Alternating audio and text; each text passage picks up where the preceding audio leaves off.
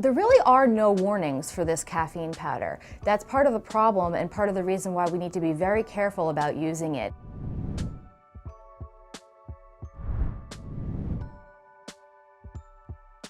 Caffeine powder is a product that is now readily available on the internet and many different types of health food stores that is an extremely concentrated form of caffeine.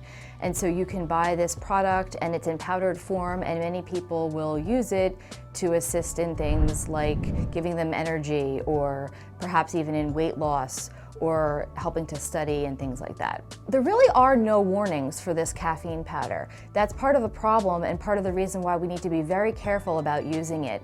The problem is that the amount of caffeine that can be considered safe is very small compared to what we typically might use when we were to mix together a powdered substance into, let's just say, an energy drink.